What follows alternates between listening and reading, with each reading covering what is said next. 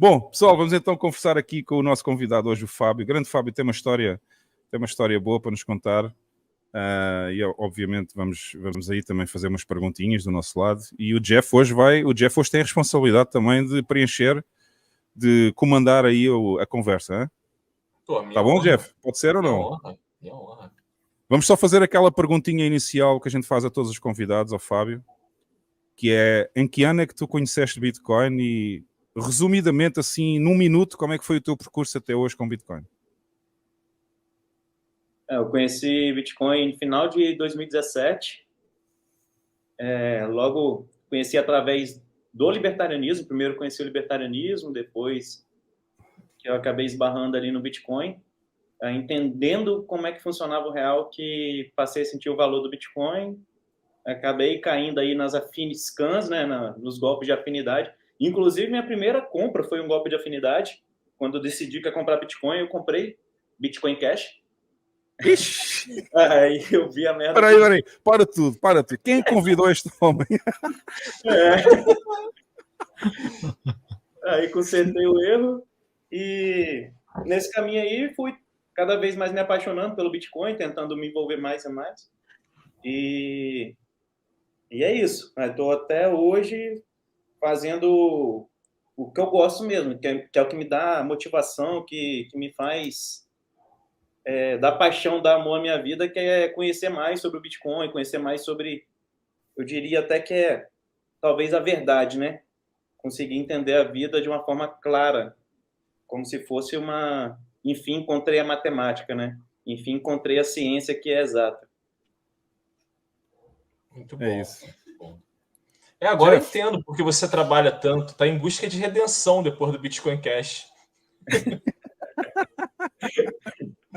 É o mínimo. Bom, e o título hoje é De Soldado a Bitcoinheiro Austro-Libertário. Isto é uma volta assim de 180 graus na vida, né, Jeff? Com certeza. Eu nunca ouvi a história do Fábio. O Jeff já deve saber mais do que eu, apesar de não ter ouvido. Não sei se já ouviste a história. Fragmentada, mas é fascinante por si só. E te pergunto, Fábio, cara, em que contexto esse soldado... Não, primeiro, como é que chegou o soldado, né? Primeiro que tudo, como é que na tua vida chegaste à polícia militar, não é? Polícia militar, é isso, né? Sim. Bom, meus dois pais são funcionários públicos, um engenheiro elétrico da antiga EDP, né, Excelsa, na verdade, e minha mãe foi defensora pública, que é como se fosse uma advogada pública, não sei se usa o mesmo nome aí, né? E assim como a maioria dos brasileiros, né, então eu aprendi que se eu quisesse ter uma vida mais tranquila, eu teria que focar no funcionarismo público. Então fui tentando concursos públicos, ao mesmo tempo estava estudando, formando em Direito, né? Até porque abre um leque maior de concursos públicos, ou seja, focado aí no concurso público. E foi quando eu passei na Polícia Militar do Espírito Santo. Na época, 2009, ganhava um valor muito bom, assim, né? Era praticamente uns 5 salários mínimos, 4 a 5 salários mínimos, que na época era bom o suficiente, ao ponto Isso que em que ano? 2009. Aí foi ao ponto que eu cheguei e falei, cara, a partir daqui eu não tenho pressa para passar em concurso público, até porque eu tenho uma carreira aqui dentro, tenho minha estabilidade, então agora é só ficar sossegado. Se passar em algum concurso, melhor, beleza, mas sem desespero agora. E antes mesmo de ser policial, eu já tinha esse ímpeto, né, o ímpeto policial, né, não de policial estatal, mas um ímpeto de querer proteger as pessoas quando eu vi injustiça. Antes de ser policial, eu agi em legítima defesa de terceiros umas 3 vezes na minha vida, protegendo pessoas na rua. Uma moça até que estava sendo carregada, né, por um homem, carregada para um canto, vai saber o que o cara ia fazer. E quando estava na polícia, me sentia até realizado, principalmente logo depois do curso, né? Porque é bonito, né? A missão que passa do policial, com a função dele, realmente é um trabalho que só precisaria não ser estatal, porque é um trabalho digno, assim, um trabalho bonito.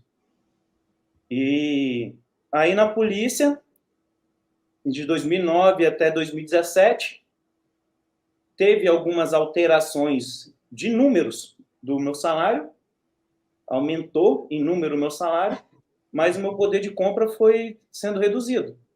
Sendo que, logo que eu entrei na polícia, eu lembrei do meu pai falar, né? Fábio, ó, se você entrar, quando você entrar, primeiro, antes de comprar um carro, compra um imóvel. Logo que eu entrei na polícia, a primeira coisa que eu fiz, comprei um imóvel. Financiei, beleza. Só que com o tempo foi passando e foi ficando cada vez mais difícil pagar a prestação daquele imóvel, cada vez mais difícil arcar com os custos de vida, o custo do imóvel.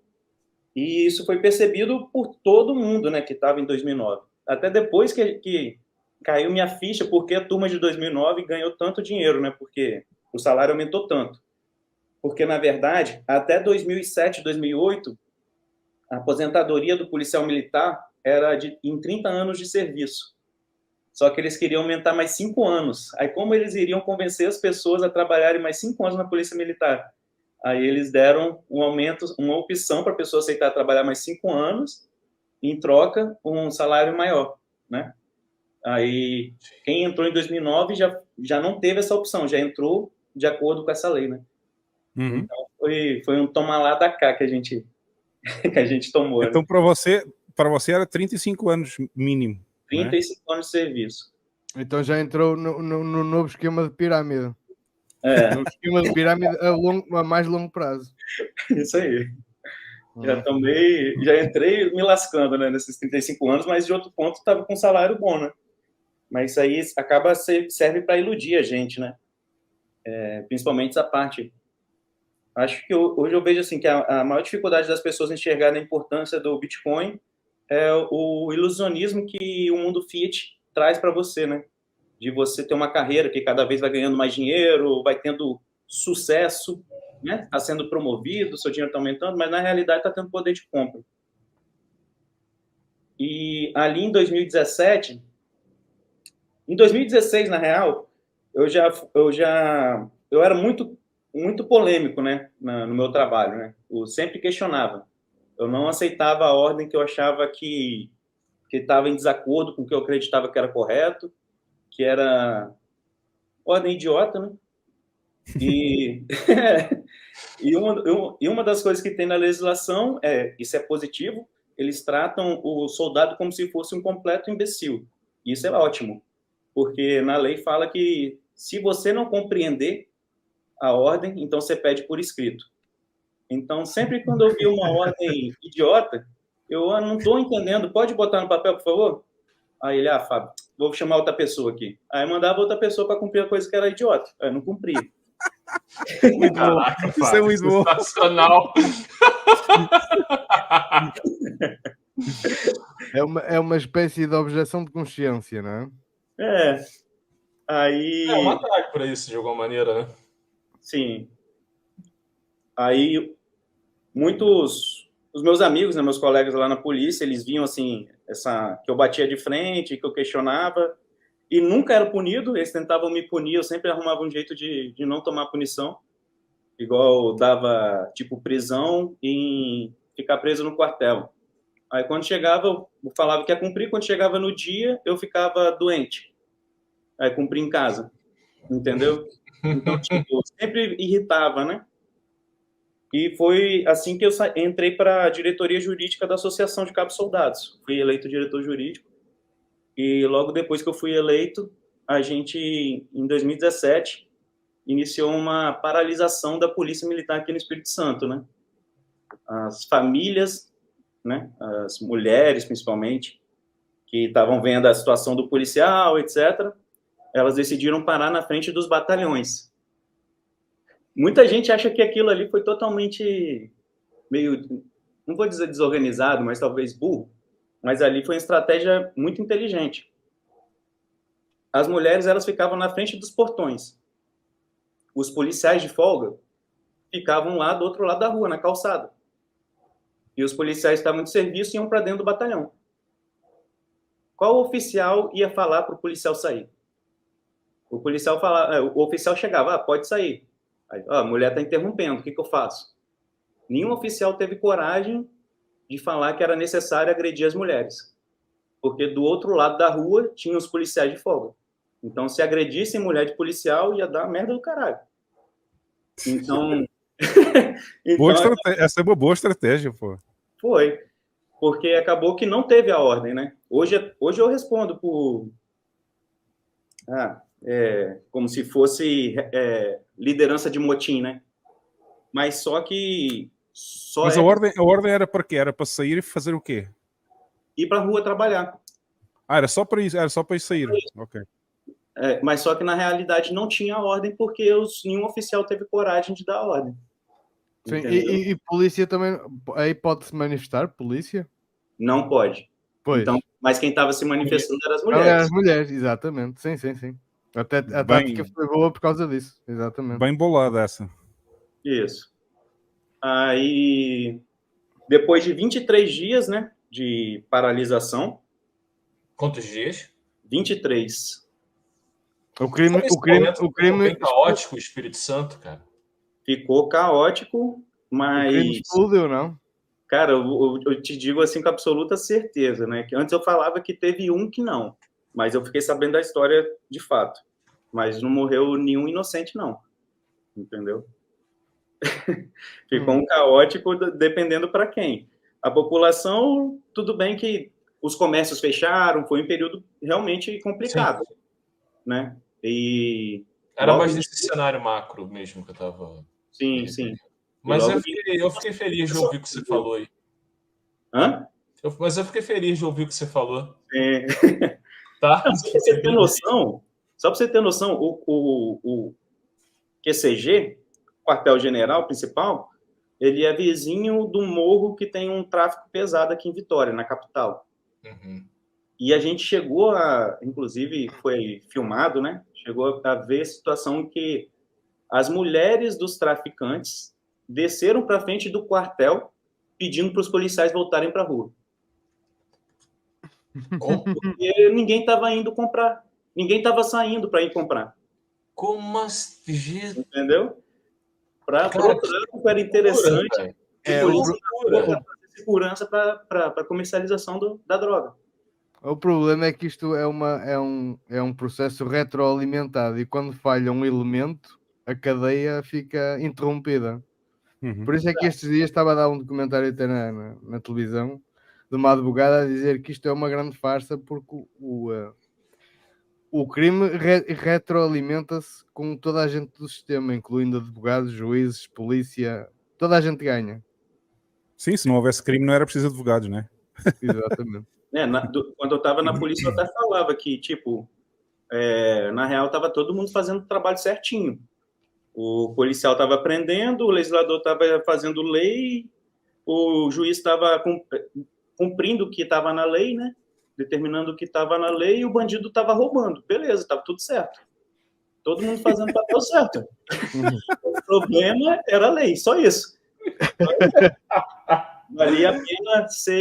Vale a pena no Brasil, né, ser criminoso, né? É muito difícil você... Eu entendo entender é diferente de achar correto, né? Eu entendo para uma pessoa que sai do crime, ela querer ir trabalhar depois. Um monte de imposto, um monte de obrigação, um monte de coisa, entendeu? O crime, se você for parar a pensar no Brasil, o crime, a vida criminosa não é tão ruim quanto a vida de um trabalhador, digamos assim, né? Se você parar para pensar na real. E isso é o Renato de ouvir, a nossa realidade. Não é agradável. Mas a gente vive em outras palavras, assim, aqui o crime compensa, né? Isso. A gente só vive corretamente por ética mesmo, porque se for parar para pensar de forma racional, a gente, se for botar matematicamente, né, não vale a pena, não compensa. E aí, quando acabou a greve depois de 23 dias, né, aí teve o que aconteceu, né? Terminou a greve, no último dia de greve, teve uma situação na frente do meu batalhão, que foi o último a abrir, né, o último a voltar, a encerrar, que a corregedoria queria prender hoje político, né, mas na época foi parceiro nosso ali, queria prender o cara sem mandado. Tipo essas prisões estão fazendo hoje, né? Tipo o que está acontecendo hoje mesmo. E falando a mesma justificativa de hoje. Não, pera aí, tem mandado. Ué, cadê? Lê então. Não, é que vai trazer ainda. Porra, então não tem, cara. Não, é que vai trazer, então não tem. Aí a gente começou a segurar ele e tirar ele da mão da corregedoria, né? Aí deu uma confusão do caramba, oficial do corregedor querendo agredir mulher. Aí eu dei um soco na cara do oficial corregedor, que estava tentando agredir a mulher. Aí, nesse último dia de greve, ali já entreguei a arma e fui para o psiquiatra. Falei, não tenho condição de trabalhar na Polícia Militar, não condiz com o que eu acho que é correto. E, inclusive, depois, nos outros dias, foram até piores, que a gente viu situação de policial que estava recebendo... Estava ao lado do governo, né? Pulando casa de outro policial para levar a mãe desse outro policial para a delegacia. Então, ali eu vi, cara, esse lugar tem muito menos ética até do que... Isso eu falo claramente até com meus colegas policiais. Tem muito menos ética até do que no crime, cara. Esse lugar não tem parceria. O Renato fala isso, né? Não tem parceria, entendeu?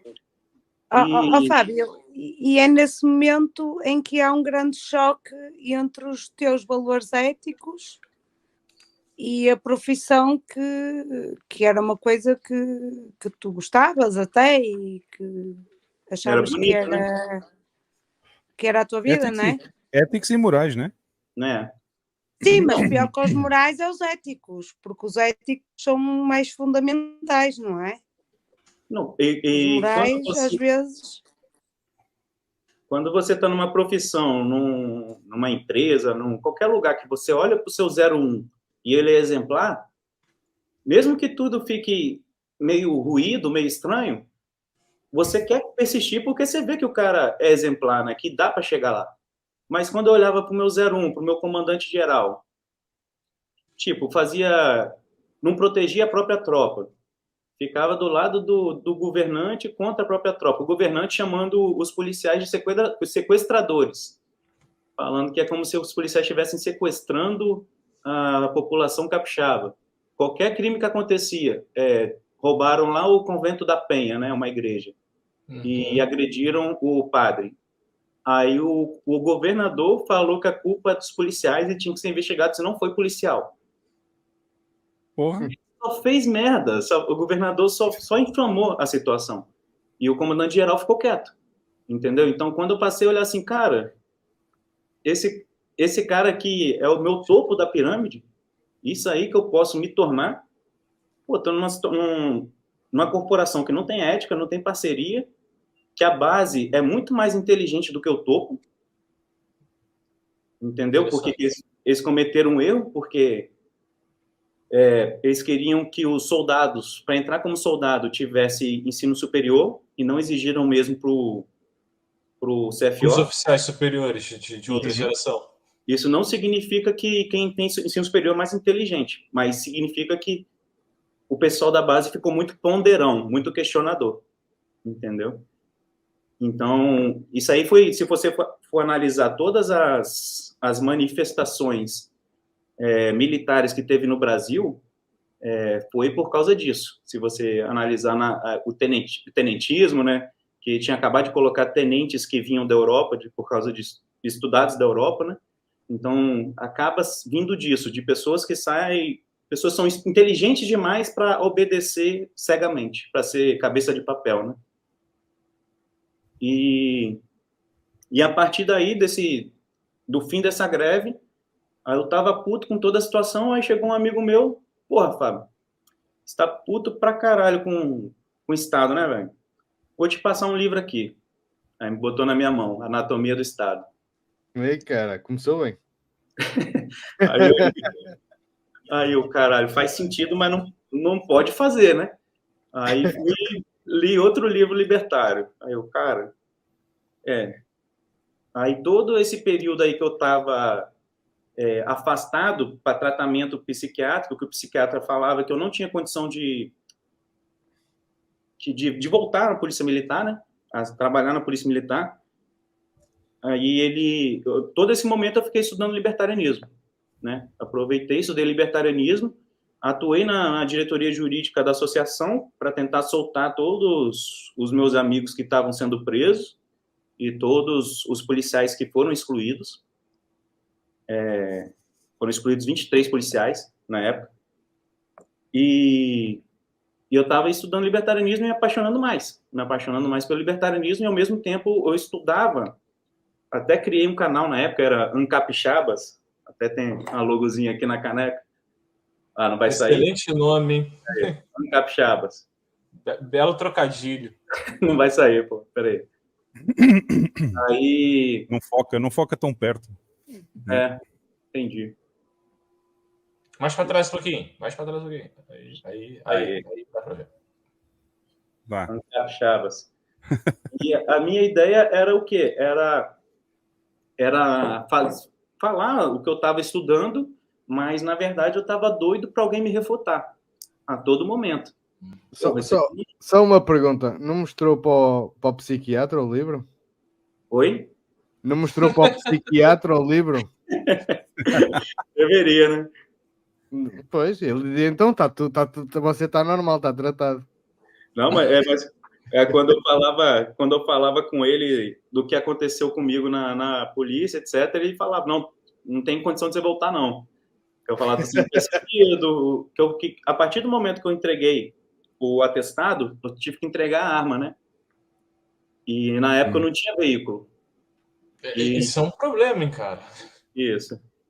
Tenho aqui uma pergunta. É uma forma deles policial. Socialmente ele é um policial, cara, e sem arma. É uma forma deles tentarem fazer que o policial não entregue atestado. Entendeu? Fábio, tenho aqui uma pergunta bem interessante até. Deixa-me passar aqui, ó. Anónimo. Antes de eu ler tudo, Jeff, ali aquele último nome lá no final, aquilo é trocadilho, né? Não, pô. Pode ler. Pode ler. Nunca o designaram para ações mais perigosas como represália depois do que começou a mostrar essas atitudes, tipo no Tropa de Elite, abraços podem rir, Milambeiro.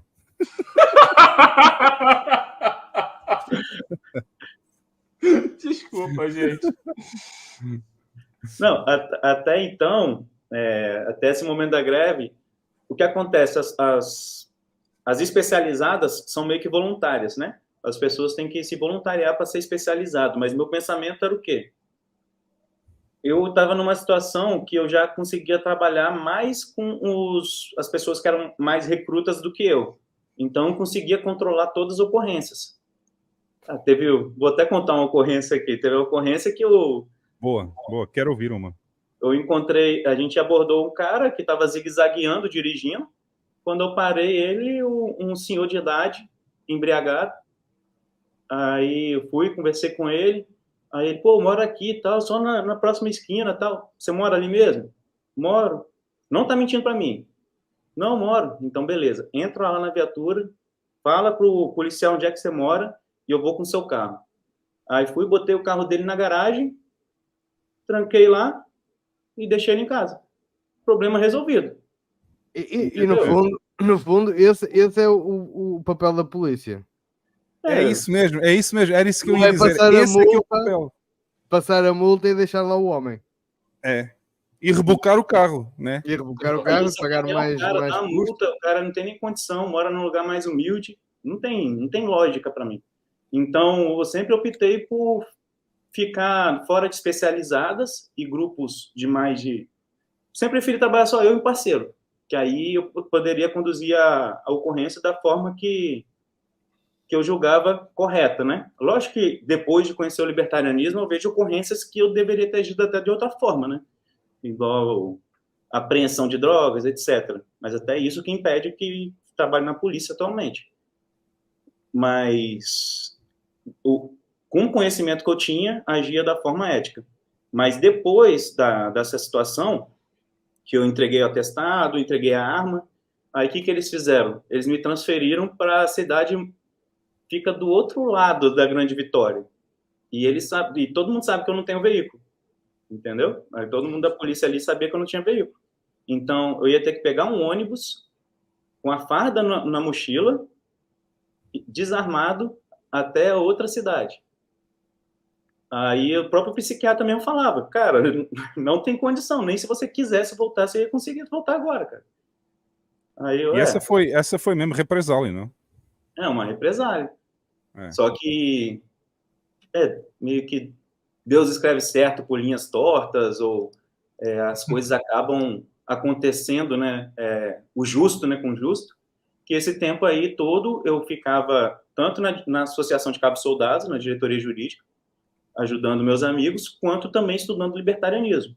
E foi quando eu conheci o Bitcoin, né?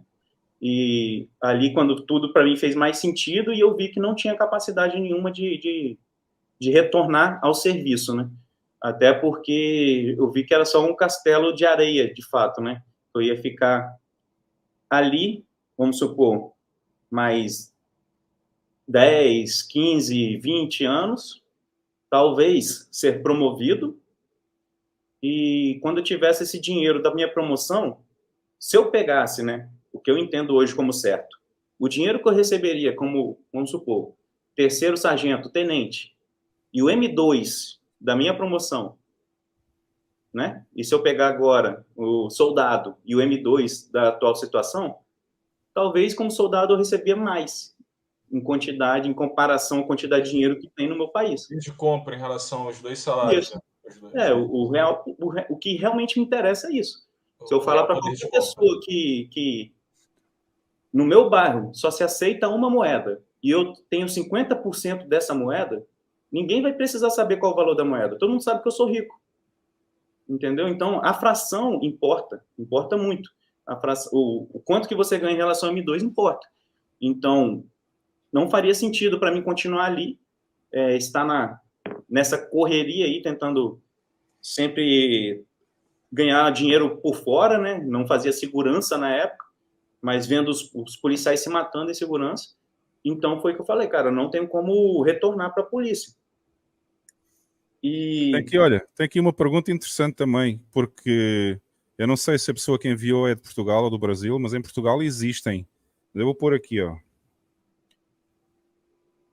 E eu não vou referir o nome da pessoa, tá, Jeff? Ah, sim. O soldado não precisa cumprir metas? Coisas como multas ou apreensão de drogas? Cara, não tem... Na especializada, posso até dizer que tem tipo uma competição, né? Nem meta, né?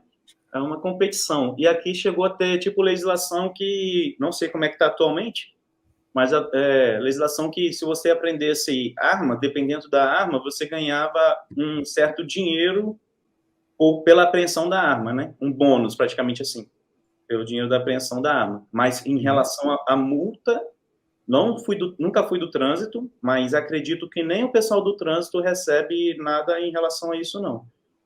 Em Portugal começou este ano, corrija-me aí, Alex, ou Bams, se estiver errado, eu acho que começou este ano, que o polícia agora recebe uma porcentagem das multas que ele passa no trânsito e isso tudo. Com a GNR, acho que sim. Com a PSP, não sei se já é assim ou não. A GNR em Portugal é o equivalente à Polícia Militar aí no Brasil. Chama-se Guarda Nacional Republicana. Porque eles são militares, mas fazem o trabalho da polícia na estrada, né? Entendi. E agora acho que eles começam a receber uma porcentagem da multa. Eu acho que vai... Ou seja, incentivo. Né? Ou seja, há um incentivo agora a fazer multas, né? A passar multas. 15 a 20%. 15 a 20%? Acho que sim. Porra. Aí só para... acho que a Alifa estava querendo falar. Eu não ouvi, Carla. Carla? Carla. Enfim, só para vocês terem noção de como isso é negativo, dessa motivação, chegava, tipo, quando passava na imprensa que pessoas foram roubadas dentro do ônibus. Aí começava uma operação de abordagem a ônibus. Aí ficava uns uns 5 meses aí fazendo abordagem a ônibus. Só que qual é a realidade, né? Aí eles dão, tipo, reúne a tropa de cada batalhão e fala, ó, a gente quer que faça abordagem a ônibus, pelo menos uns 3 ônibus. Beleza. Aí daqui a pouco você tá na rua, quando dá seu fim de término de serviço, como é que foi? Teve abordagem? Senhores, abordamos 4 ônibus, tinha tantas pessoas. Quem confere? Não tem conferência. Se é para cumprir, você não vai. Se é isso que eles querem, você vai dar aquilo que eles querem. Entendeu? Não tem essa conferência. Não tinha como auditar isso, né? Acaba sendo uma ordem inútil. Você não criou a motivação correta para a pessoa realizar aquilo, né? Não tem bloco, né, Jeff? Não, cara... não, eu ia te falar assim, não. É muito interessante pegar todo esse contexto aí e para mais na frente, né? Como é que o Bitcoin se torna importante nessa virada de chave junto com o libertarianismo. Sim. E só para eu falei dos policiais que foram excluídos, né? Só para se ter noção do nível desses policiais, né? Na mesma época, o Rio de Janeiro tentou puxar a manifestação e paralisação também. O Rio de Janeiro. Uhum. Os policiais do Rio de Janeiro quebraram os muros dos batalhões para sair com as viaturas. Um monte de gente elogiou. Nossa, o cara gosta de trabalhar. O cara, isso aí que é compromisso com a sociedade. Daqui a pouco vazou áudio deles. Que paralisação o quê? Eu só preciso dos meus cones. Eu lembro disso. Ele só queria dar multa nos outros, só queria acharcar os outros. O arrego do... acharca os outros falando que vai dar multa, só não vai dar multa se receber por fora. Aqui entendeu? A gente chama arrego. Aí também é assim? Chama. Mas principalmente quando é relacionado direto ao crime, né? Ao crime, Só para ficar... Só no chat, policial falando. Só preciso dos meus cones. Isso aí. Só para elucidar, isto foi durante a presidência da Dilma? 2017, acho que sim. Dilma Temer, por aí, né? Dilma Temer. Era a Dilma, né? Era a Dilma, né? Esse período. Não, é Dilma Temer. Acho que, não sei se Temer já tinha assumido, não. Era entre esses aí, né? Esse período aí. Ok. Deixa eu voltar aqui onde é que eu estava. A linha de pensamento. Não, você estava nessa questão você comparou como é que foi a tentativa aqui no Rio e aí em Vitória e a condição. Você também estava falando da condição de seus amigos e como foi isso? Se você conseguiu ficaram presos, né? Safar alguns e outra. Aí, eu nunca soube isso nesse período. Você já estava entendendo Bitcoin e se o Bitcoin chegou para eles também ou não? Tá. Aí tem algumas coisas importantes que algumas aconteceram antes, mas vieram à tona depois. Em 2015, nessa de trabalhar sem veículo, né, usando ônibus, eu fazia um trajeto longo para ir do meu trabalho para minha casa e descia num ponto para pegar outro ônibus. E nessa que eu desci num ponto, aí vieram 2 caras tentarem me assaltar. Aí eu reagi ao assalto, os dois foram a óbito. Uma situação semelhante já tinha acontecido comigo, que eu fui... 2 caras tentaram me assaltar, um ano antes disso. 2 caras tentaram me assaltar. Eu vi que eles iam ganhar a arma, eu ejetei o carregador e apertei o gatilho. Eles ganharam a arma, apontaram na minha cabeça, que eles não viram que eu tinha ejetado, e falaram, vamos fazer esse cara. Aí um segurou meu rosto e outro foi tentando apertar, né? Aí eu segurei a nuca do que estava atrás, bati com minha nuca no nariz dele, cotovelada no peito, levantei e saí correndo. Beleza, saí, desvencilhei. Quando eu fui falar na polícia militar, isso que aconteceu comigo, né? Eu chamei a polícia na hora, etc. E na polícia militar, o que eu recebi do oficial foi o seguinte: cara, a situação do jornal foi com você? Foi. Caralho, você tá fudido, hein? Aí, eu, como assim eu tô fudido? Não, pô, que isso aí vai dar um problema, não sei o quê. Eu, pô, mas qual a orientação de você? Qual a sua orientação? Eu tava num lugar que estava aglomerado. Se eu sentasse o laço neles, a possibilidade de eu acertar o inocente era grande. Ali tem câmera, tem porra toda. Se não, a câmera não estava funcionando, né? Fiquei sabendo depois. O que eu deveria fazer? Aí ele, não, você tá certo, mas vai dar problema. Aí não deu outra. A Polícia Militar me colocou aí em 7 dias de detenção no quartel, por falta de zelo com material público. Aí... Caramba. Qual foi a falta de zelo? Foi deixar eles apanharem arma? Ou seja, então, na perspectiva deles, então tinha que ter agarrado a arma e tinha que matar os dois, né? E, tipo, eu falei o seguinte, eu aleguei que eu estava na avenida principal da capital. Então, eu não voltei com zelo, porque onde eu estava deveria ter policiamento. Entendeu? Se não estava tendo policiamento, o erro não era meu. Afinal de contas, o Estado promete policiamento, não é? Segurança. Isso. Aí, beleza, passou um ano depois disso, aí aconteceu essa outra situação, que 2 caras foram me assaltar, os 2 foram a óbito.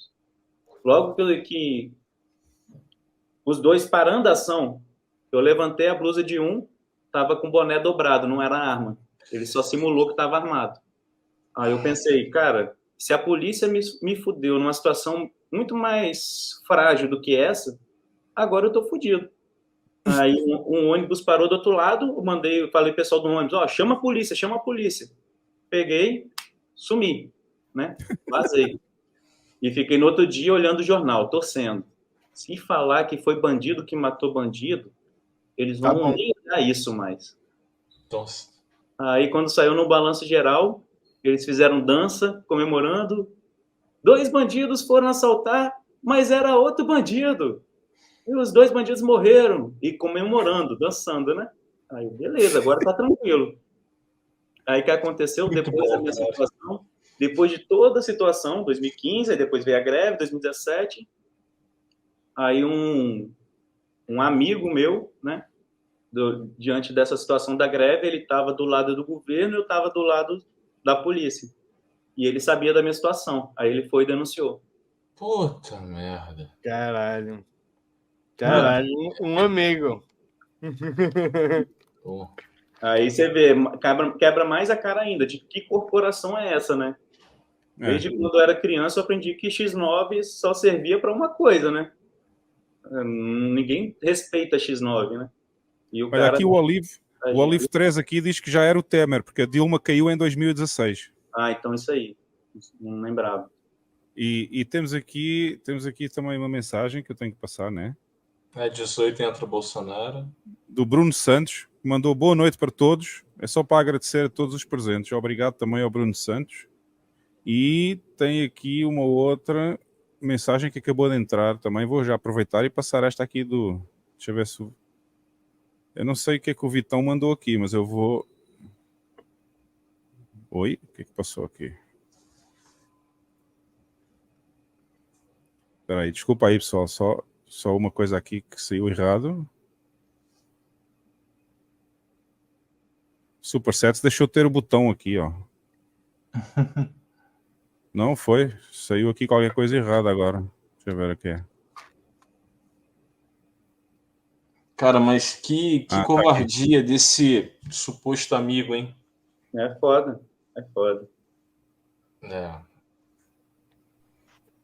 Já entendi. Isso é um tema que depois eu vou abordar com você, né? Sobre na hipótese, né, de futuramente haver uma perseguição aos bitcoins, eu acho que é isso que vai acontecer. A maioria dos... Estás fodido. Sabes como é que a gente diz aqui? Quando aquece, quando o caldo aquece, esquece. É complicado. Você pensa, todo mundo que você fala, né? Igual no meu caso aí, Fábio Silva, Bitcoin. Ou seja, bem exposto que eu tô nisso, né? Então, as pessoas que não estão expostas, evitem ao máximo falar que está envolvido, o que for, que é a melhor coisa. Vamos passar então, vamos saber qual foi o momento em que o Fábio viu a luz. Sim. Cansou dessa história toda, Fábio? Pediu demissão, como é que foi? Só responder o Jeff, que ele perguntou dos meus amigos, etc., que foram soltos. Logo depois que eu voltei a ir para a Associação de Cabos Soldados, né, você atuar como diretor jurídico, né, aí esse cara que me denunciou era o presidente de lá, ele que me chamou para ser, né. Aí eles falaram o seguinte, que eles estavam querendo trocar todos os escritórios de advocacia e que era para eu aceitar. Aí que eu não aceitei, que ia manter os escritórios de advocacia, porque se eu botasse novos, a possibilidade de soltura dos meus amigos ia ser muito mais difícil. Eu confio nos advogados. Então, aí ele chegou a mandar e-mail, né, para um colega nosso, falando, convence o Fábio, porque se ele não aceitar, eu tenho uma coisa dele que não vai dar bem, não vai dar bom. O meu amigo foi e mostrou isso, e eu falei, cara, esse fila da puta vai denunciar e minha arma já tá lá na polícia, né? Porque desde quando eu entreguei atestado, minha arma já tá lá. E aí eu tive que tomar a decisão. E aí? Os meus moleques, né? Os meus amigos vão ficar presos lá e eu vou viver com isso ou eu vou responder o que eu fiz? Aí eu continuei na associação, mantive os advogados, aí surgiu a denúncia, os policiais que foram excluídos retornaram, os que foram transferidos de cidade voltaram para a cidade, tiveram a opção de voltar para a cidade anterior ou ficar na cidade que foram transferidos. Os que estavam lá no último dia comigo também foram soltos, né? Que acabou dando prisão para eles. Aquele que virou político, tá eleito até, deputado estadual. Mas, enfim, aí cumpri a ética, né? Cumpri o certo, né? E mais para frente aí, no final de 2017, entendendo mais libertarianismo, mais Bitcoin, né? Aí eu continuei estudando em 2018 e a gente acaba ficando chato, né? Quando a gente vai gostando de alguma coisa. Imagina, ninguém passou por isso. Falava para todo mundo, um monte de policial entendendo nada, que porra é essa esse cara tá falando?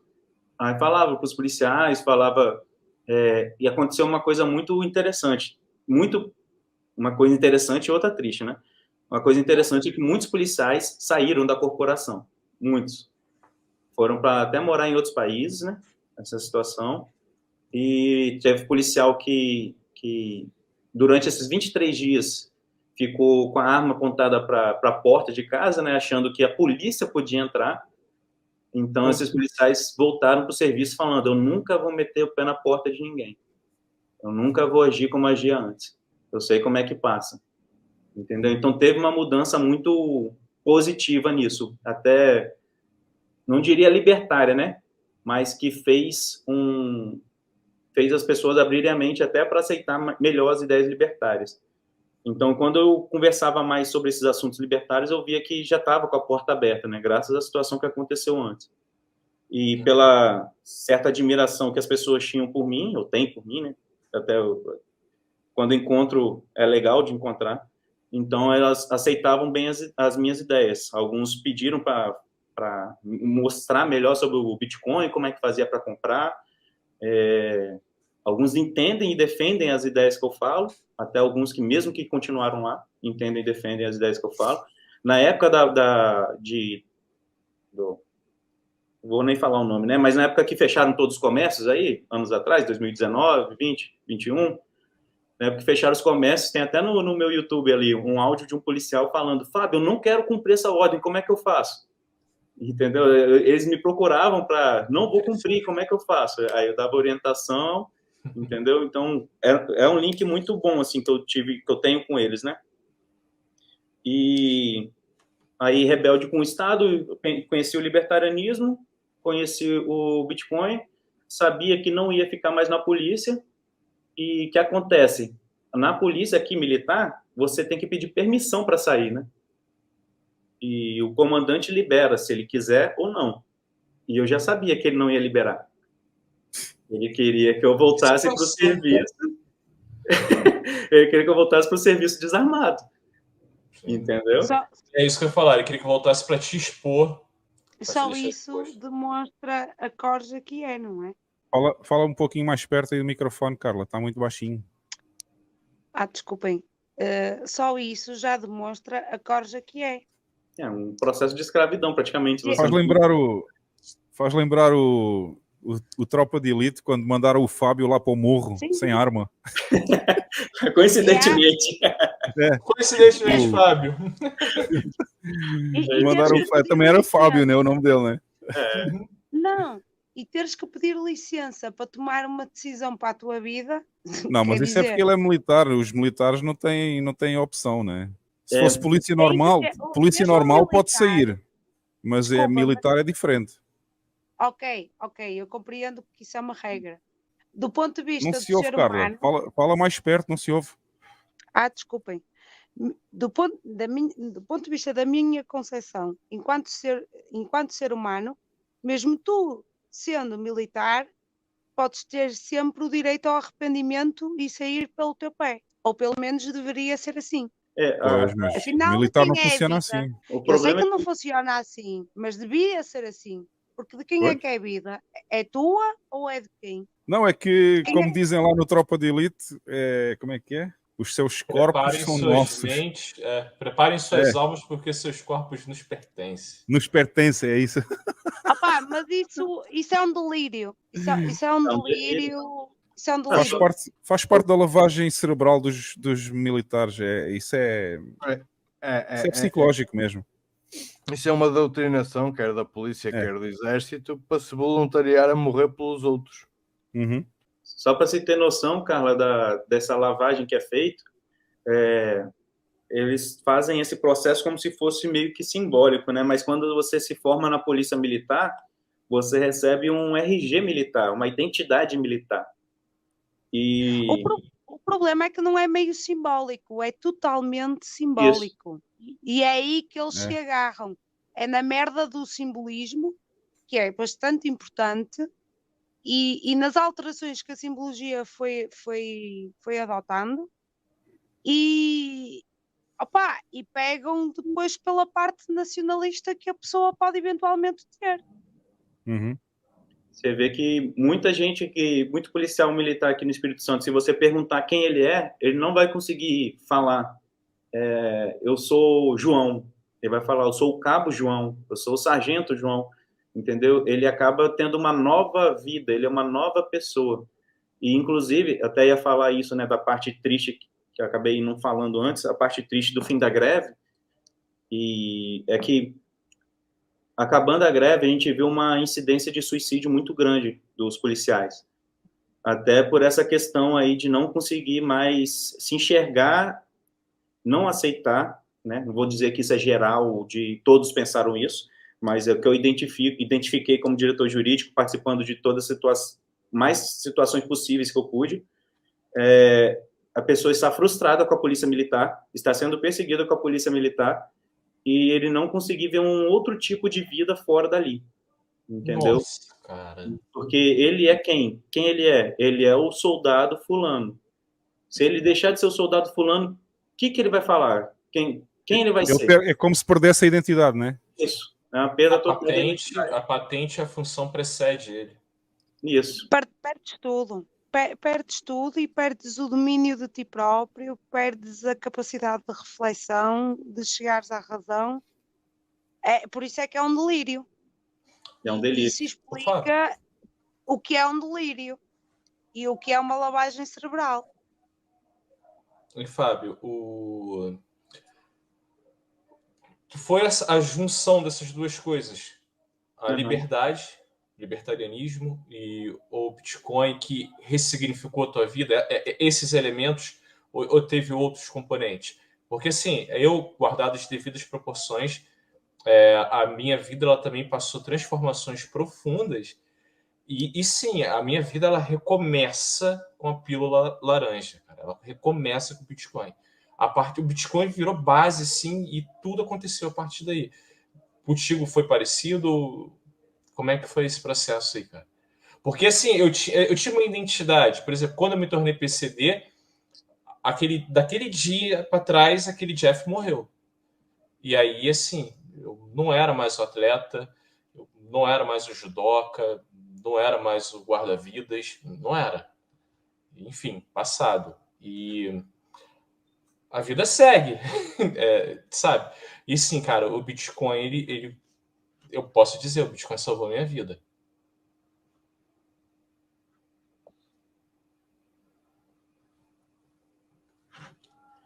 Eu acho que é meio que isso mesmo. Tipo assim, eu perdi, né? Eu perdi tudo que eu entendi ali que era realidade, né? Uhum. Eu te entendo, cara. E graças a Deus existe o Bitcoin, né? Existe o libertarianismo, porque a partir dali eu consegui enxergar a verdade. Que o mundo não é só uma mentira, não é só relativismo que existe no mundo, né? Existem as coisas que são corretas, né? Existe o que é certo e errado e vale a pena você agir conforme sua ética, vale a pena você fazer o certo, vale a pena, as coisas valem a pena, né? Uhum. A liberdade que o libertarianismo mostrou para mim, né? A falha total do Estado, né? Como aquilo tudo estava errado. Um dos livros que quebrou comigo foi Estava até com a camisa dele agora. Defendendo o Indefensável. Cara, aquele livro quebrou, velho, com tudo que eu fiz na polícia, era tudo merda. Entendeu? Se eu tava querendo desmotivar, eu tava fazendo tudo errado. Então, o libertarianismo trazendo esse ponto e depois o Bitcoin mostrando a solução, né, daquela dor inicial, daquilo que iniciou a greve, né? O fim da greve me trouxe a revolta com o Estado. O libertarianismo preencheu. Depois eu conheci o Bitcoin e ele me trouxe a solução do início da greve. Uau. Como que você não perde o seu poder de compra, entendeu? Como que você não vai estar sempre correndo atrás, não vai estar sempre trabalhando mais, sendo promovido, mas tendo menos poder de compra, né? E acho assim, talvez isso faltou para alguns, entendeu? Eu vejo teve muito colega meu que cometeu suicídio aqui, né? Então eu entendo quando perderam o chão. E talvez era isso que faltava. Talvez por isso que eu fico falando sem parar. Talvez por isso que eu quero divulgar o máximo. Porque tem muita gente que não está enxergando. Não está enxergando que o problema não é ele, né? O problema é o resto, né? A face que ele está vivendo. E... Fábio, deixa-me só colocar aqui um ponto. Na altura, não houve... Agora, eu sei que está muito na moda o bloqueio das contas financeiras do banco. Na altura, o Bitcoin resolveu esse problema ou não havia esse problema? Ninguém foi congelado a conta? Não foi preciso utilizar como meio alternativo para fugir à cassação das contas bancárias? Como é que foi? Não entendi. Quando eu entrei no Bitcoin, você diz? Não, nessa época que teve aí o problema com os polícias, que foram presos. Com greve, né? Ou com a greve, exatamente. Eles aí não bloquearam contas bancárias. O Bitcoin aí não teve um papel também importante nisso? Cara, o que aconteceu comigo é que eu já estava tão endividado na polícia que quando entrava dinheiro, praticamente era muito pouco, sacou? Então, talvez eles nem mexeram na minha conta, talvez porque para eles era irrelevante, sacou? Mas o que me salvou ali também foi que quando eu entendi que o comandante não ia me liberar da polícia e tem uma brecha, né, da legislação, que se você tiver em 3 anos em tratamento médico, o comandante é obrigado a te reformar, que seria como se fosse um aposentar, mas de forma que você não volta, né? Então, eu pensei, cara, vou ficar nesse tratamento, dar os 3 anos e é isso. Não tenho como voltar a trabalhar um dia sequer. E essa parte aí, a galera até ri, né? Que quando chegou na última semana minha de ainda ser policial, uma semana para completar os 3 anos para reformar, e meu salário iria, né? O salário ia ser reduzido de 10 por 35, né? Que eu fiquei 10 anos, na real, 12 por 35. Fiquei 12 anos de policial, que eu deveria cumprir 35. Isso daria um salário mínimo. Então, se meu salário já ia ser reduzido, aí quando eu reparei isso tudo, eu quero saber. Fui em todos os bancos possíveis, renovei todos os empréstimos e comprei tudo de Bitcoin. Não é dica de investimento, mas... Sim, não é dica de investimento. Não, é o que eu faço, o que eu fiz na minha vida. Você quer seguir, beleza. Se não quer... Sensacional. Aí, engraçado que depois os bancos devem ter entendido nada. Eu fico imaginando a cara dos bancos, né? Uma semana depois, nenhum empréstimo batendo. Empréstimo que era automático no contra-cheque não batia mais. Vamos rir um pouco aqui, porque eu já entendi esta aqui, ó. Temos aqui mais uma pergunta. Este aqui eu não preciso perguntar, Jeff, que eu já entendi que é... Já entendeu, né? Já.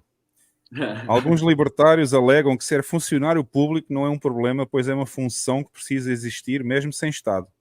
O que é que você acha? Parabéns pelo programa. Quem escreveu foi o Zé Cagado. Não é? O Zé Isto Cagado. tem que ver com trezoitão, não é? Hã?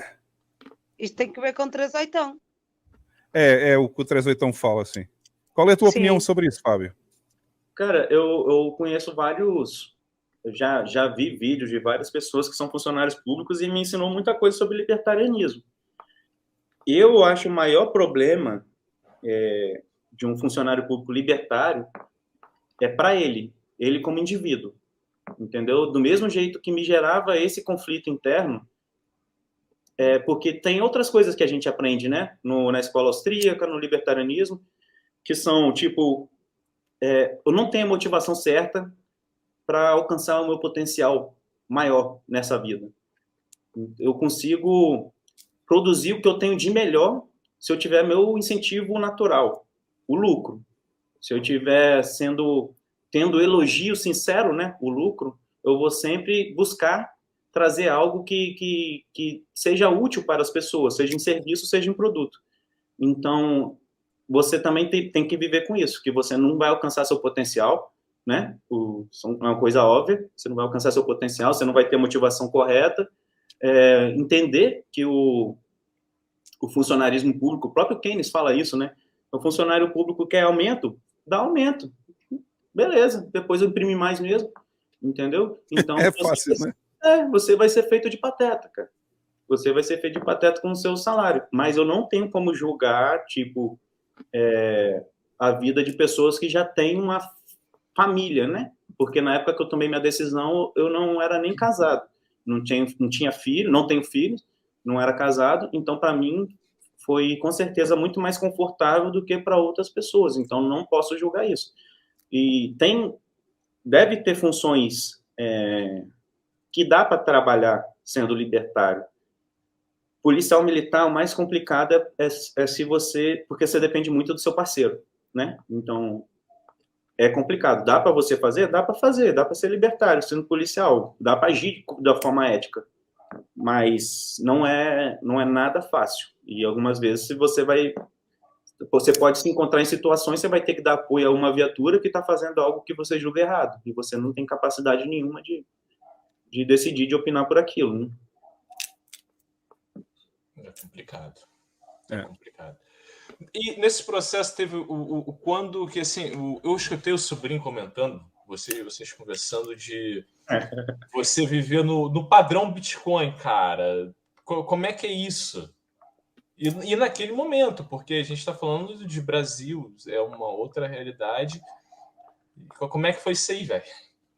Cara, eu gosto muito, admiro muito o Alan Reicher, cara.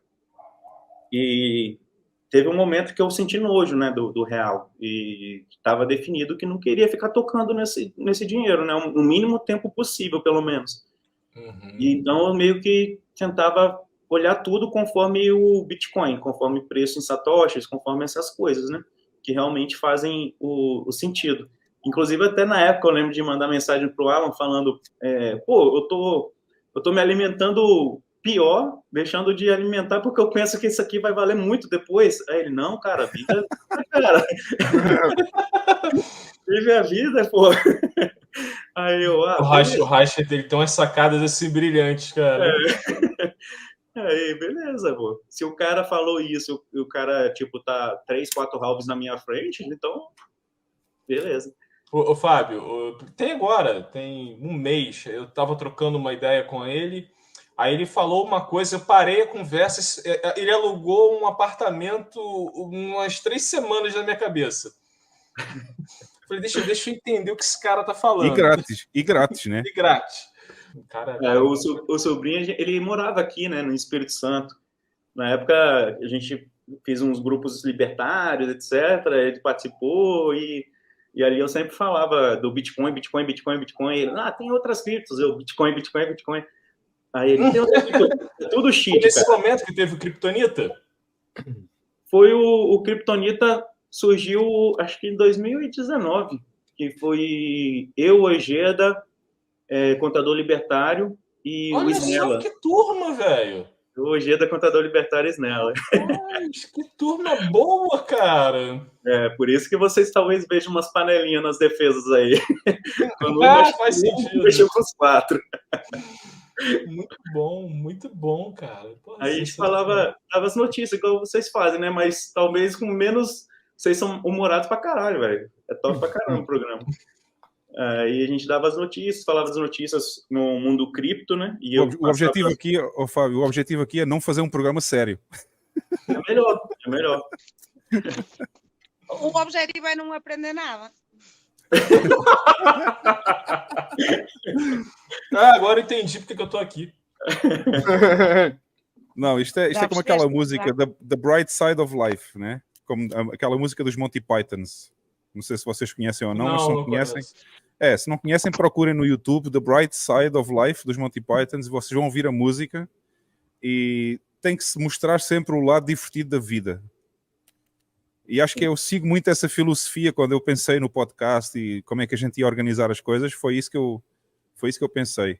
Em vez de estar sempre a fazer um programa sério, o wallet é assim, tem que fazer isto, tem que fazer assim, não sei o quê. Não, porra, é mostrar a parte divertida também de ser um bitcoinheiro. Não é só a parte séria que interessa, até porque a parte séria já há muito podcast aí com essa parte. Mas eu recebi até um feedback falando exatamente isso aí, né? Porque o que acontece? Como meus pais foram funcionários públicos, eu funcionário público, eu tenho que conseguir dinheiro como? Se eu nem sei como é que funciona o mercado, né? Então, tem a Geandra, né? Ela tá me ajudando nisso, a tentar entrar no mercado e trabalhar com isso que eu sonho mesmo, que é o Bitcoin. Aí ela falou, Fábio, você fala muito mal das outras coisas, mas o que é bom em ser bitcoinheiro? O que é bom no Bitcoin? Entendeu? Então, realmente, a gente acaba batendo muito no que está errado nos outros e esquece de mostrar a parte boa, né, do Bitcoin. Então, realmente, tem que ter essa leveza também. Bem colocado. E, cara, em que momento surgem esses meetups aí que você tem feito? Como é que tá essa jornada aí nesses meetups? Que eu acho que hoje é quase que a ponta, é o momento atual teu, né? Tipo, eu fui para um monte de CryptoMinds, BitSampa, fui para um monte de evento, né, que tinha sobre Bitcoin na época, ou que falava que era sobre Bitcoin na época, e chegava lá e 5% falando de Bitcoin, ou só, literalmente só o Bit mesmo, né? E o resto só shitcoin. E mesmo convicto como eu estava do Bitcoin Only, eu cheguei e determinei, cara, quer saber? Realmente eu posso chegar e comprar a minerador, coisas para minerar Ethereum, que pelo menos, como a mineração é similar, eu vou estar vendo e aprendendo como é que funciona a mineração do Bitcoin. Mas isso aí perfeito. Mas nesse mesmo momento eu, vou testar o cartão de Crypto.com, vou testar isso, vou testar aquilo, e acabei que eu fui me diversificando, né? Mesmo tendo essa mentalidade que eu considero que ainda estava forte, Bitcoin Only, eu caí nessa. Caramba. E passou um tempo, aí teve a SatisConf, e quando eu fui para a SatisConf, eu vi, cara, Bitcoin Only, velho. Bitcoin Only. Não tem scam, velho. Não tem Eu te conheci aí. Quer dizer, não te conheci lá na SatisConf, mas eu te conheci nesse momento. Nesse Legal. período aí, quando eu comecei a trocar uma ideia contigo. E tu Mas- Olha aqui um tava, comentário do. tu tava um comentário- alucinado, cara, vindo da SatisConf no ônibus. Esse cara tava de viagem dentro do ônibus e trocando ideia com a galera da bolha. Boto fé, né? Eu lembro, cara, eu lembro essas coisas tudo, velho. Tava você e um amigo, que vocês saíram aí do Espírito Santo, Sim, lá pra sim. São Paulo. Mano, vocês estavam alucinados. Não, pô, muito bom, é Bitcoin. Mano. Aí você. Isso é o piado, velho. Aí já saímos de lá decidido, cara. A gente tem que montar coisa parecida lá, velho. Os caras, eles fazem meetup quase semanal aqui em São Paulo, velho. Se a gente não consegue fazer semanal, a gente faz mensal. Se não consegue mensal, faz bimestral. Mas a gente vai tentar montar lá, pelo menos para conversar. Aí, beleza. E o bom do meetup, desse formato, é que ele tira o peso das costas do organizador, entendeu?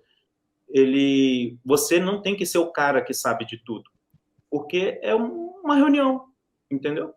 Você não é o cara que... Você tá ali para trocar ideia, vai falar o que você acredita, outra pessoa vai também expor, o outro vai expor, e aí vocês vão chegar a aprender todo mundo junto.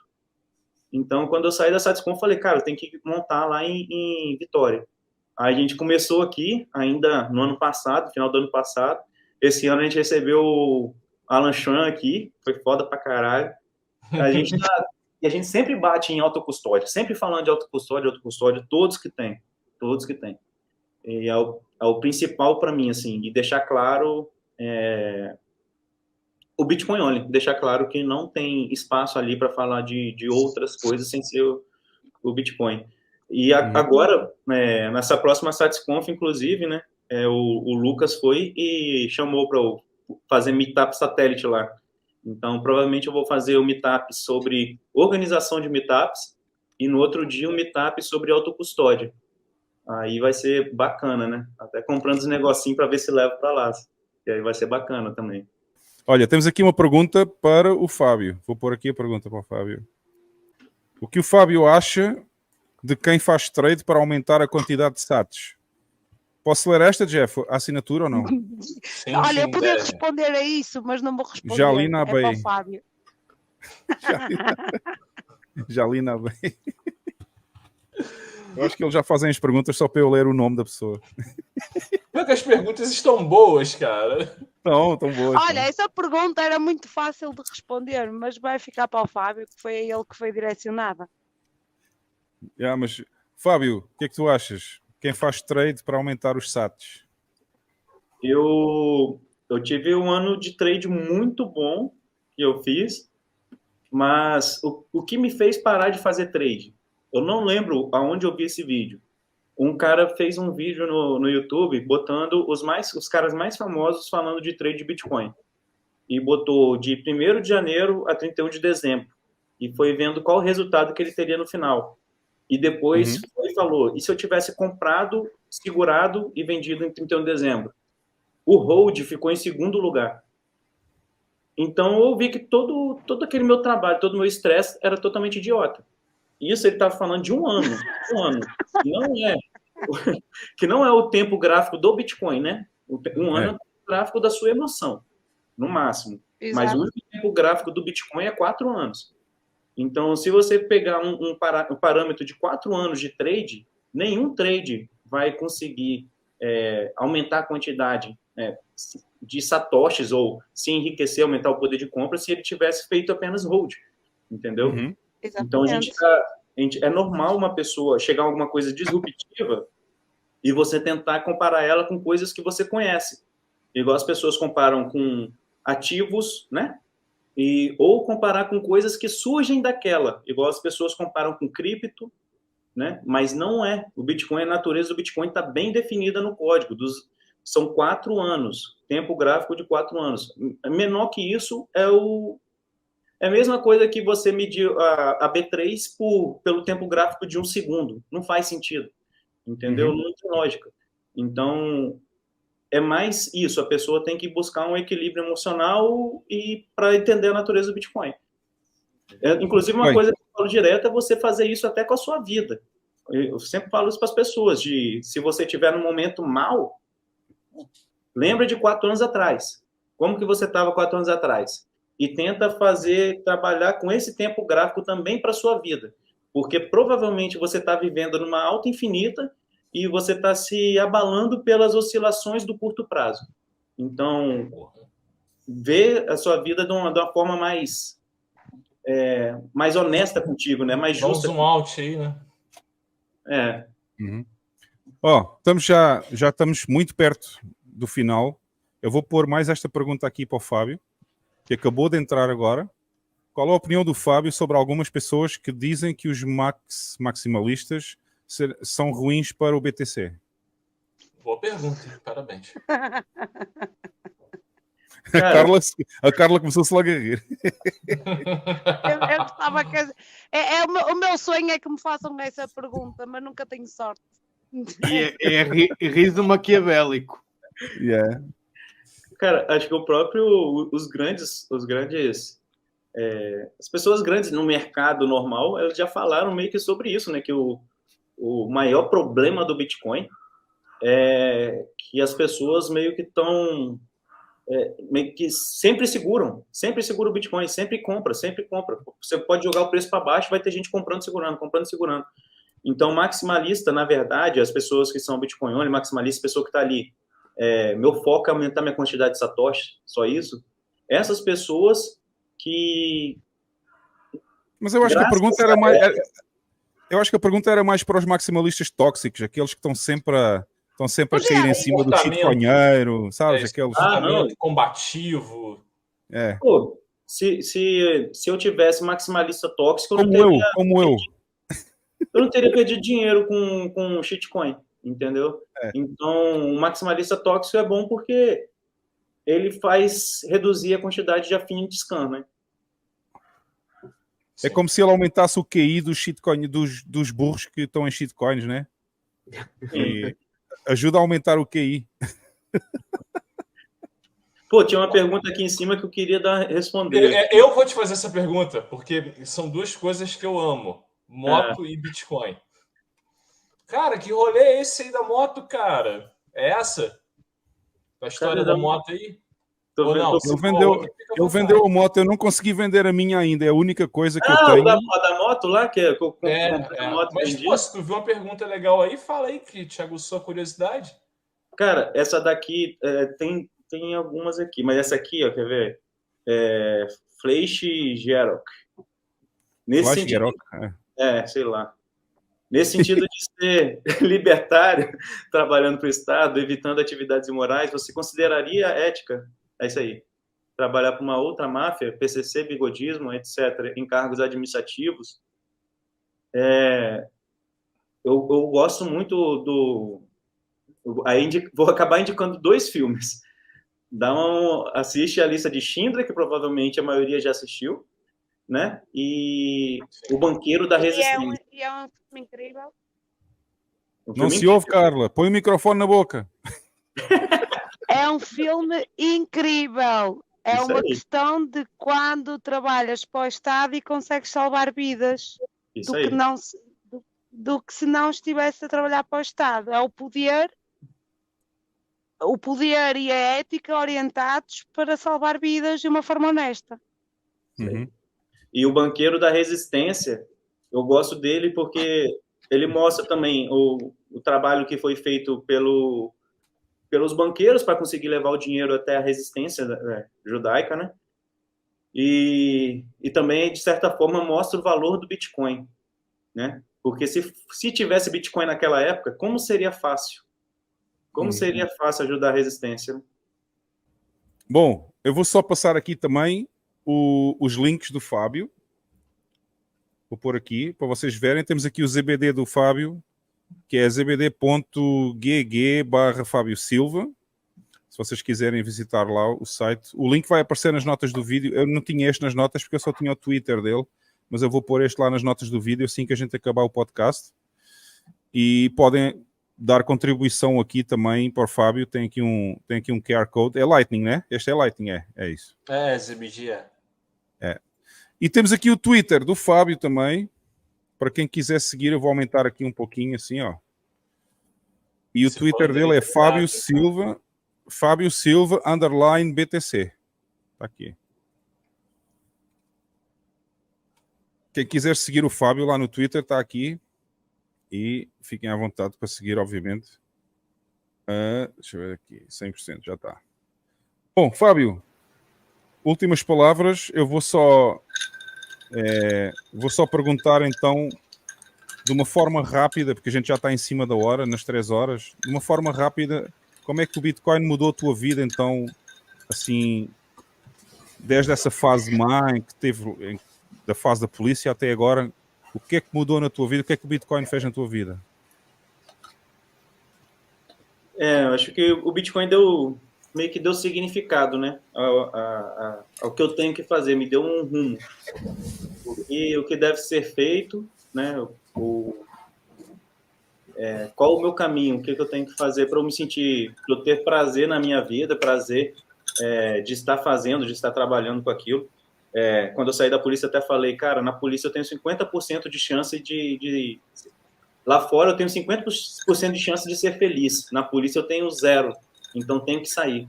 Então eu tenho que fazer isso acontecer. Eu tenho que aceitar apenas trabalhar, fazer com que gere lucro aquilo que me dá prazer para que consiga, né, ter uma vida, o caminho da minha vida satisfatório, não apenas a aposentadoria. Então, o Bitcoin, ele torna isso possível, né? E me ajudou a também ter esse pensamento a longo prazo, que acho que isso aí é um choque que faz os bitcoinheiros mudarem de tudo, né? De dieta, de tudo, você acaba mudando porque seu pensamento muda. Então, talvez por isso que eles ficam falando que é uma religião, né? Mas, de fato, cara, muda tudo, sacou? Não, religião é este podcast aqui. Este podcast aqui é uma religião. Toda a sexta à noite, os jihadistas aqui, todos às 10 da noite em Portugal e 18 horas no Brasil. E tem uma coisa também que eu acho muito prazerosa, cara, no libertarianismo e com o pessoal do Bitcoin. É igual aí, o Ojeda, o Snella, o Jeff, vocês aqui, o Hugo. Cara, é muito louco como que as pessoas que mexem com você, que mudam sua vida, as pessoas que você às vezes olha como referência, as pessoas que te ajudam, né? Como que você, de uma hora para outra, fica próximo, como de uma hora para outra. É um grupo que é muito próximo, entendeu? Seria como se um socialista mandasse mensagem para o Marx e o Marx respondesse, sacou? Eu marcasse encontrasse no rock, pô. É muito louco, velho. E essa é a prova. E essa é a prova que não é preciso ser socialista nem comunista para que as pessoas se ajudem. Essa é a prova. O capital social do Bitcoin é altíssimo, cara.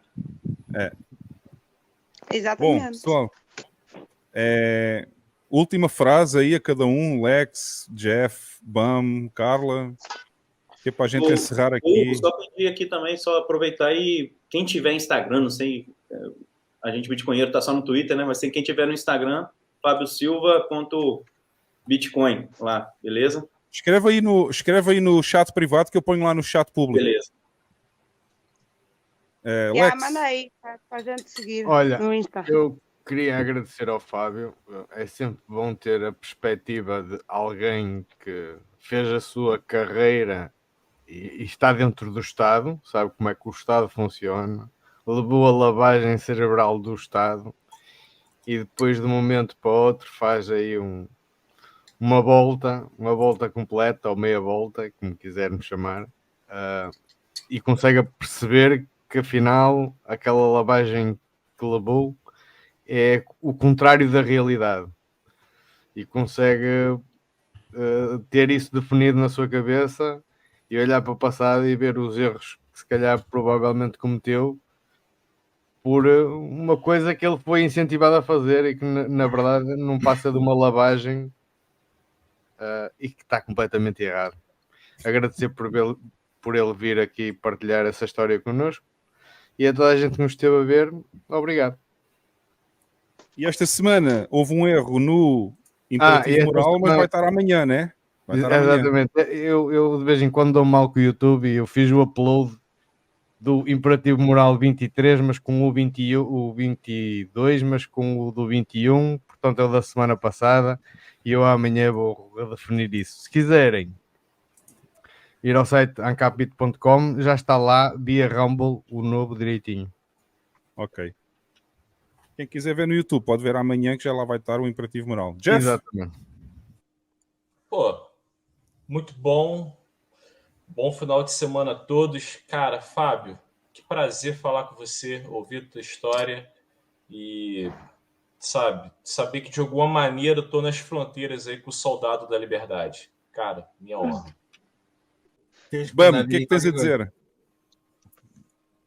Epá, eu tenho a dizer, ser polícia é uma coisa tramada.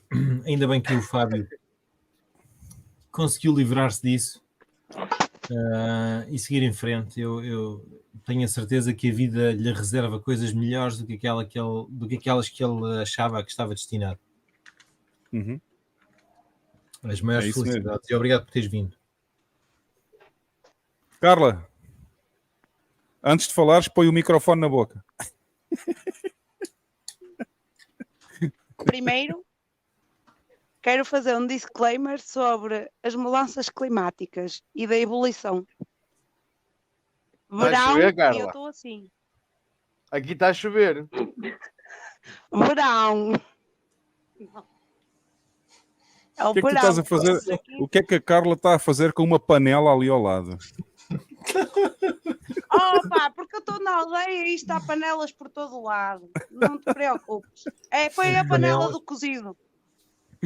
Foi a panela Carla, do você é o cozido. chapeuzinho vermelho, Carla? É para contrariar, é para contrariar a Disney. Está frio aqui. E então, Olha, Carla, comentários finais. Desde já peço desculpa se caí, mas também não interessa muito. O que interessa é termos o convidado. Quero agradecer a toda a gente que esteve no podcast, não é? Principalmente ao convidado e por ter maturado muito, porque ele levou bastante comigo e não foi fácil. E pedir desculpas desde já.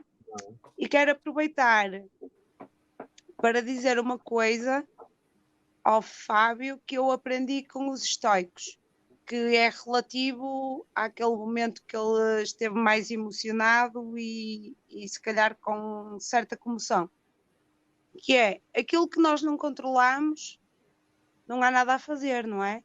Vamos focar no que controlamos e seguir em frente.